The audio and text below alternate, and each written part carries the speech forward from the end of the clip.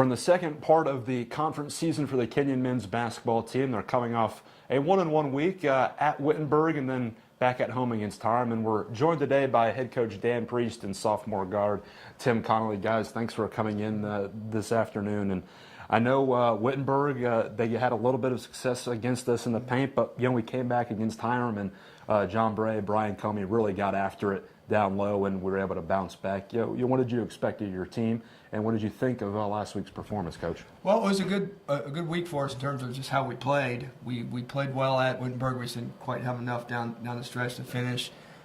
Didn't quite make enough plays, and they got. We really struggled to rebound, but we played fairly well, and we played better against Hiram too. We said when we got beat the first time that our hope was to be a better team. A month and a half later, when we played them again, and we did. Our guards played well, and then our big guys finished a lot of shots. So I think we're playing better. I think we've played better for 2 or 3 weeks here. Would have been nice if we'd gotten 2 wins out of it, but I do think we're playing more consistent. We're sharing the ball better and playing a little better defense. So we were, like I said, had a chance to win Wednesday, and I think we're on the right track. I thought just the flow of our offense in that game against Hiram was pretty smooth. We limited our mistakes, got good looks, and we really went after the paint early on. Brian in the first half, John in the second half. What did you? Well, they both have scored it better. Our offense has been better, and we were better Wednesday. Now Saturday was a little bit different. They were pressing so much, but our guards, Tim in particular, Tim and Cooper played so well early and scored so much. They got so much attention, and our big guys struggled to finish some plays. Now our guards are really sharing the ball. They're getting a lot of attention. Things are much harder for them to score. The shots for Tim and Cooper are harder to come by.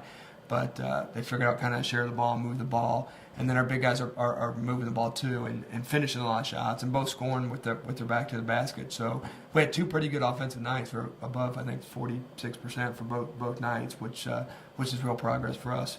We'll go over to Tim now. Tim, there's only been 4 games this year where you haven't scored in double figures. What has been your confidence level out there? I know Coach told us you put in the work over the summer, and now it's only a matter of time where it looks like you could just go off at any moment. Well, describe your confidence level if you can during this season. Well, I'm really confident going into every game, especially in our team. I feel like we can win. We can compete with every team that we come up against. But I'm most confident in that when I can't find my rhythm and when I can't seem to get it going, then we've got guys like Brian, Bray, Cooper. Any number of guys off the bench that can get it going to help me out. So I'm confident in my own ability, but at the same time, I don't feel like it has to be on me, which is, I think it's a great spot to be in because it's a team sport. To feel like you have those guys at your back is a great thing to have. And I was so happy for Bray and Brian. They're coming into their own. Bray deserved it. He had a huge week, and then Brian's hitting his rhythm now. It's great to see. Well, I mentioned it to John last week where if those 2 guys – up to that point, John had a good game here, Brian had a good game there, but collectively the last 4 games, they've been tight games. We won a pair. How important is it for us going forward to have that low post presence? And because it really worked out for us against Hiram. We started low, and then we were able to finish along the outside. That's huge because once they get going, they can't pressure me and Cooper as much because they know that Brian, they have to go down and help him dig off Brian and Bray. Yeah. And once they start going down and digging off them, then that puts them in closeout situations for me and Coop, and it's too easy. Yeah, absolutely. We'll go back to Coach Priest now. I just mentioned it to Tim, the post play, how important that was for us the last couple of games, and is that something you're going to stress throughout the rest of the regular season? We've got about a month left. What's your take on where our team is at right now, and what can we do to we've get kind better? of stressed it for a while. Those guys have played better, to be honest. They made more shots, and like I said, at the beginning of the year, Tim and Cooper were playing at such a high level that it was almost impossible for that level to keep up. And then it's kind of been a whole feeling out process for us the whole year. Is even though we have some guys that have played, we've had a lot of new guys in new spots. Tim played last year, but was never in this position to be the guy. Cooper's played a lot, John's played a lot, but we're never these starting guys either. Bray has started a lot of games, but still always had guys scoring big baskets, and same with Brian around him. And then we're playing just a lot of guys who've never played college basketball. Alexander has it, Bennett has it, Philip Crampton has it. So just a lot of new guys. So it's kind of been a real evolving process. So we certainly will try and score in the paint, but our whole thing is, can we share the ball? Can we mix? And One night maybe we're playing a little more from the perimeter, sometimes more in the paint, but trying to have a balance there of trying to get a lot of guys touching the ball, which again has been a process because it's a new offense for us, new guys, new spots. So I think we're getting better at that. If you told me those guys, Brian and John, would have the game that they had, they could have that every night, that would be great. Are they going to be able to do that? Probably not every single night, so people are going to adjust. So ideally, if they can consistently make a high percentage of shots, consistently rebound it, consistently move the ball, John's really passed it well, then hopefully we can kind of spread the wealth there. But like I said, those guys at the beginning were scoring at such a high level. We knew things we're gonna have to try and find our niche and our balance there.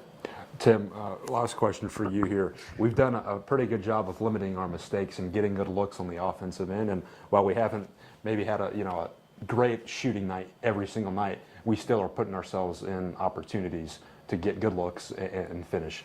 How do we maintain that going forward? Keep being unselfish. We came together as a team and decided that there were certain things we wanted to do, and one of them was being unselfish and making sure that we made that extra pass every time down the floor, anytime that it was possible, and passing up good looks for great looks. And I think definitely as a team we've really responded to that, and that's been our thing. We've been trying to do it during practice. It's been the guy drives baseline, pass it to the guy sinking to the corner, hit the next person over. Instead of taking a good shot, take a great shot. So if we want to keep doing that, we just got to stay true to what we've been talking about this whole year and just keep doing that. All right, Tim, thank you. Okay. All right, Coach, we're at Oberlin tomorrow night. We had a victory against them early in the season, and then Allegheny comes to town, and that was a great comeback that we won in overtime out in Pennsylvania. What are you expecting this week? Well, it's funny, two teams we beat, but two teams will have to be better to beat again. Allegheny is, I guess they're 5-5 in the league, but have a lot of big wins.